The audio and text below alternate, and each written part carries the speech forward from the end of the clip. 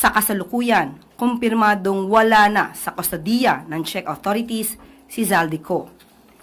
Ang ganitong mga usapin ay nangangailangan ng masinsinang diplomatikong proseso at koordinasyon. Sa pinakamataas na antas at ito mismo ang ating ginagawa mula nang matukoy na hawak siya ng Czech authorities kaugnay ng paggamit ng invalid documentation. Sa kasalukuyan, kumpirmadong wala na sa kustodiya ng Czech authorities si Zaldico. Meanwhile, the DFA has received highly reliable information that Zaldico has a pending petition for political asylum in France. He has been requested to be transferred to and is now under the jurisdiction of French authorities.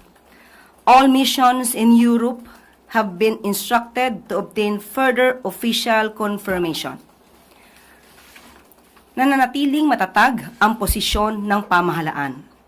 We will work with foreign governments through every legal channel available under international laws to bring Zaldico home and face the graft and malversation cases filed against him. Gagawin natin ang lahat ng naaayon sa batas at sa diplomatikong proseso. Yan po ang ating statement sa araw na ito. At maaari na po akong tumanggap ng inyong mga katanungan. Unang tanong mula kay Rafi Ayeng, Daily Tribune. Hi ma'am, good afternoon po. Ma'am, sa kumpirmasyon ni SOJ na wala na nga si Zaldico sa Czech Republic, ano po ang susunod na, hakbang bukod po sa binanggit, ng gobyerno bukod sa binanggit niyo? Of course, patuloy pa rin po ang gagawin ng gobyerno para po mapabalik at mapauwi si Zaldico dito sa ating bansa at para maharap niya ang kasong naisampa sa kanya. At bukas po ay magkakaroon ng pagpupulong. Pinatawag po ng ating Pangulo, ang ambassador ng France, at pati ang ambassador ng Czech Republic or charge d'affaires. At para mapag-usapan kung anong pagkukulang, kung anong dapat na ginawa, at ano yung dapat na maaari pang gawin para maibalik si Zaldico dito sa ating bansa. Ma'am, and last question po. There are calls na ilabas ng palasyo ang total costing ng pagpunta ng Prague ng government team sa Prague. Is the palace inclined to do this? Para lang kasi ang sinasabi is wala naman daw nangyari at dahil hindi naman naiuwi si Zaldico. Hindi naman po nagpunta doon ang ating mga opisyal para magbakasyon. Pinunta po nila doon ay trabaho para po sa kondisyon at kalagayan ni Zaldico. Kung ano man po ang nagastos dito, ito po ay trabaho ng gobyerno, maaari po itong makita sa COA. Sunod na tanong mula kay Tristan Nadalo, Newswatch Plus. Ayusek, good afternoon. Follow-up lang po sa statement na sinabi nyo regarding Zaldico seeking political asylum sa France. How big of a challenge will this be now in bringing him home? Lalo na po, di ba, once nag-apply ka ng asylum, once nag-start yung process na yon, medyo mahirap, complicated na po yung magiging status. Dapat din po natin igalang kung ano ba ang batas at polisiya ng ibang bansa kung saan siya nag-file ng petition for asylum. At maaari, isa to sa maaari mapag-usapan ng ating Pangulo sa ambassador ng France. Following the announcement of the Justice Department po kagabi rin na wala na nga po si Zaldico sa Czech Republic, ilang mambabatas po ang nagbigay ng kanilang komento on what happened. You have Akbayan Representative Chel Jokno saying isang malaking kapalpakan, the government must explain what happened and they must also assure the Filipino people that they are doing everything possible to find Zaldico. Si Senator Ping Lacson naman said, our government has nobody to blame except itself. Comment lang po, ma'am. Unang-una po, hindi po isinawalang bahala ng pamahalaan. Lumalaman natin, na malaman ng Pangulo at ng gobyerno na nasa kustodiya ng Czech authorities si Zaldico, agad pong pinaalam ito sa inyo. Alam po at agad pong nagtrabaho at pinapunta ang ating mga high-level officials doon. Nagkataon lamang po na mayroong batas na sinusunod din po ang Czech Republic dahil wala pong nalabag na batas si Zaldico sa Czech Republic. Ang tangi lamang po nag-issue kung bakit siya po na-hold at siya po ay nailagay sa kustodiya ng Czech Republic ay dahil sa invalid documentation. Last na lang po, ma'am. Given na nagkaroon nga po ng yung information na doon siya sa Czech custody and then eventually he applied for asylum for France, meron na po bang nakikitang lapses yung administration, let's say, sa bakit nakalusot pa si Zaldico from Czech to France? Is that something that the President would like to look into? Sa ngayon, ayon sa Pangulo, ay wala siya nakikitang dapat sisihin dahil lahat po ng opisyal na na-involved dito para po alamin kung ano ang nangyari at anong kondisyon at that time ni Zaldico ay nagtrabaho po na maayos. Follow-up question mula kay Chona, UDZRJ. Ma'am, you said Zaldico is under jurisdiction ng French authorities. What do you mean by that, ma'am, para hindi lang kami mamali sa pag-report? Nasa France na po siya dahil doon po siya nag-file ng petition for asylum at hiniling po ng bansang France na dalhin si Zaldico sa France because of the pending petition for asylum. Hindi naman to, ma'am, for the yung word na custody or what do you mean na under jurisdiction? Nasa bansa na po siya ng France. French authorities, under French authorities? Hindi po siya nakakulong. Kailangan lang po siyang dalhin doon dahil meron siyang pending petition for asylum. Wala naman po siyang violation or recorded na violation sa French. Wala pong naipapaalam pa sa atin. Kailan siya, ma'am, nag-apply ng asylum? Wala pong detaling ibinigay sa atin, yan lamang po ang binigay sa kasalukuyan. Thank Okay, you. let's stick to one question, one follow-up, so the others can also ask questions. Next question, Ivan Mayrina, GMA7. Yusek, following the confirmation by Secretary Vida that Zaldico is no longer under the custody of the Czech Republic, ano ho naging reaksyon ng Pangulo dito? Would you say that he was disappointed, he was angry? Ano ho yung naging reaksyon niya?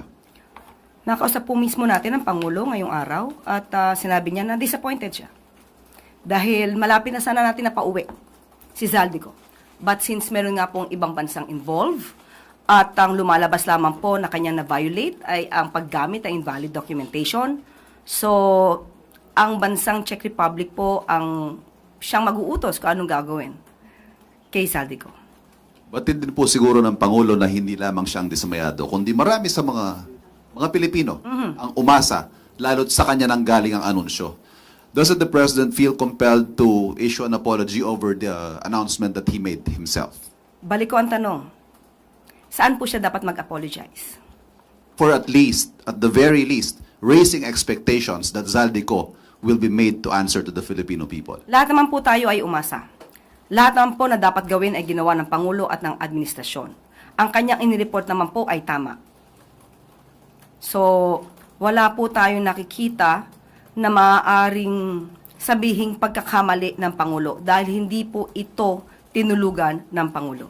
Pero since ipinatatawag po niya ang ambassador ng Czech Republic at ng France para malaman kaninyo kung ano ang mga pwedeng nagawa sana, is that an admission that something went wrong somewhere? Yan po ang pag-uusapan. Kung meron nga ba tayong pagkukulang o meron bang hindi nagawa para po mas maliwanagan tayo, ano pa ang dapat gawin at ano pa ang dapat maitulong ng ibang bansa, lalong-lalo naman po na tayo naman po ay meron tinatawag na United Nations Convention Against Corruption. So, ang kaso po na kinakaharap ni Zaldico ay patungkol sa malversation. So, aalamin lamang po ng Pangulo, ano ba ang dapat pang nagawa? Dahil sa atin pagkakaalam, sa pagkakaalam ng Pangulo, lahat po ng dapat gawin ay ginawa na. Thank you. So, tanong mula kay Alvin Baltasar, Radyo Pilipinas. Yusek, good afternoon. Yusek, alam namin na all efforts will be done by the President para lang mapauwi si Zaldico. Is there a possibility na tawagan din ni Pangulo ang Presidente ng France since nagkausap na rin sila way back, if I'm not mistaken, September 27, 2023, para lang mapauwi talaga si Zaldico? Pwede ba dumating doon sa point na yun? Sa ngayon po ay hindi po ako makakapagsabi kung ano po ang balak ng Pangulo. Pero sa ngayon, ipinaalam po sa atin na inimbitahan niya na po ang ambassador ng France, ambassador ng Czech Republic, at ang charge d'affaires. Yusek, ngayong nag-file ng asylum si Zaldico, medyo mahihirapan ba ang Pilipinas kung sakasakali? Kasi sa mga, sabi rin ng mga legal experts, mukhang mahihirapan yata pagka nag-seek ng asylum si Zaldico. Yan po ang dapat na masinsinang pag-aralan pa dahil hindi lamang bansang Pilipinas ang involved dito, may ibang bansa na. Salamat po, Yusek. Sunod na tanong mula kay Ace Romero, Philippine Star. Yusek, meron ba tayong impormasyon anong basehan ni Zaldico for seeking asylum? Ano yung mga sinasite niya for that application? Or grounds for seeking an asylum? Political persecution. So, clinic-claim niya he's being politically persecuted here in the country, so he's seeking an asylum sa France. Yun ang inihatid sa ating impormasyon. Ano naman po ang inyong masasabi sa ganong claim ni Ko? Unang-una, bago po siya, sa ngayon, hindi ko po alam yung pinaka-timeline, anong date, kung kailan siya nag-file ng petition for asylum. Pero alam natin na bago pa man nangyari ang lahat, siya ay hinahabol na at pinababalik dito para sagutin ang mga alegasyon tungkol sa malversation, pagnakaw di umano ng pondo ng bayan. So, wala pong masasabing political persecution dito. Maliwanag po yan. Salamat po. Sunod na tanong mula kay Mads Moratillo, Net25. Hi, ma'am. Ma'am, baka lang po alam niyo po, yung timeline, gaano katagal na na-hold sa Prague or anywhere sa Czech Republic si Zaldico? Inabot ba ito, ma'am, ng ilang araw or oras? Batay na rin po sa report ni Secretary Vida. And from Czech, ay pumunta po siya diretso ng France. Ganun po ba? Ang pinakadetalye po ay si Secretary Vida ang magsasabi pagdating niya po dito sa Pilipinas. Dahil karamihan po dito ay confidential in nature. So, hindi po ako makakapagbigay na anumang detalye. Sunod na tanong mula kay Ivy Reyes, Bilyonaryo. Hi, Yusek. Good afternoon. What can the palace say about Secretary John Vic Remulla's apology? He apologized for making a pronouncement that the Philippines can make Zaldico return back to the country in 1 to 3 weeks. Ulitin po natin to at gusto ko po liwanagin. Yung sinabi po ni Secretary John Vic na maaaring mapauwi in 2 to 3 weeks, galing lamang po ito kay Secretary John Vic Remulla. Hindi po ito pronouncement ng Pangulo at hindi rin po ito pronouncement ng Palasyo. At kung siya po ay nagbigay ng, nag-apologize for that, or doing that, or for saying that, matatanggap naman po ng lahat. Dahil nakita po natin ang sitwasyon, pero muli, hindi po galing kay Pangulo ang opinyon na ibinigay ni Secretary John Vic Remulla. But ma'am, what does this say about the messaging and coordination among cabinet members? Ang Pangulo po ay satisfied naman po sa ginawa ng lahat ng mga opisyal na patungkol dito, na nais natin sa pagpapauwi ni Zaldico. Wala po siyang sinisisi dahil lahat po talaga ay nagtrabaho na maayos. Sunod na tanong mula kay Maricel Alili, TV5.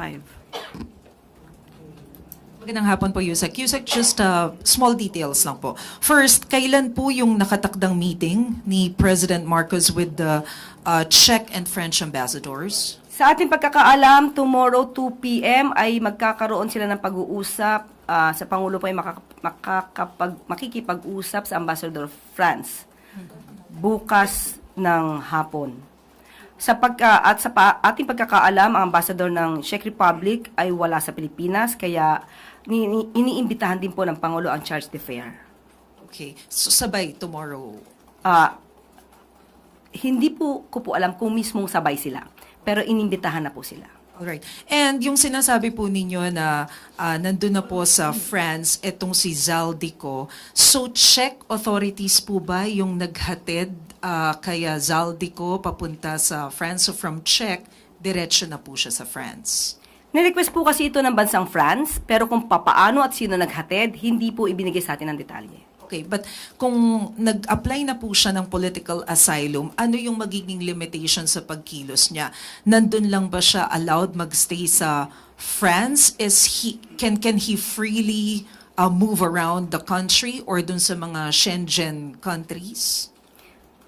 Inaitanong ko po kanina kay Secretary Tess at ang sabi po niya sa atin ay maaari siyang umikot hindi lamang sa France. Basta Shenzhen, pwede po. Yun po, opo. Yun ang sabi sa akin ni Secretary Tess Lazaro nung tinanong ko siya. Pero siguro po mas maganda na ang pinakadetalye po nito ay manggagaling mismo sa ating Foreign Secretary.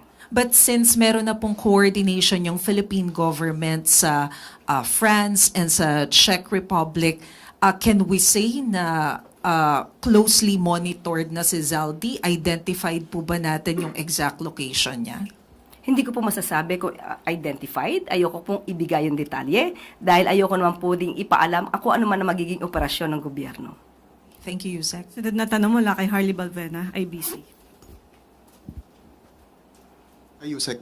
Ma'am, how's our relationship right now with the Czech Republic? Will this affect how we treat or the level of respect we have with the Czech Republic? Because Saldico is a high-profile fugitive accused of large-scale corruption, and yet the Czech Republic seems to have been somehow lenient or did not act with full urgency with regard to Zaldico. And even now, they remain strict in disclosing information to us, like when asked by Justice Secretary Frederick Vida on the possible exit points of Zaldico from Czech Republic. The Czech government declined to share information, citing the Schengen rules and data privacy. Ang paggalang po sa polisiya at batas ng ibang bansa ay hindi naman po dapat maging hadlang ito sa magandang relasyon ng Pilipinas saka sa Czech Republic. Kailangan din po nating igalang kung ano po ba yung pinapatupad nilang batas doon. Okay. So, ma'am, will this scenario serve as a lesson for us that in the future we can strengthen the relationship with Czech Republic? We can, pwede na po tayong bumuo ng, for example, extradition treaty or other cooperation po para maiwasan na po yung mga ganito. Actually, pag-uusapan po yan, yung mutual extradition process. At, pero sa ngayon, wala pong sinasabing hindi naging maganda ang relasyon natin sa Czech Republic. Nagkataon lang po na meron din silang batas na pinapatupad. Sunod na tanong mula kay Clay Pardilla at PTV. Hi, Yusek. Yusek, follow-up lang po. Will the President ask the French ambassador or the French government to prevent Zaldico from acquiring political asylum? I don't think so. The President will not do that. Dahil hindi po niya panghihimasukan kung ano po ang magiging desisyon ng ibang bansa. Follow-up question mula kay Tristan Nadalo. Ma'am, pero is this a growing concern for Malacanang that some high-profile fugitives are trying yung asylum route para po makaiwas sa accountability and responsibility? Yes, yan ang po yung nasa isip natin. Yan din po ang nasa isip ng Pangulo dahil yung iba nating mga pugante, yan ang ginagawang last resort para ma-delay ang pagpapauwi sa kanila sa Pilipinas. So, hindi magandang pangitain.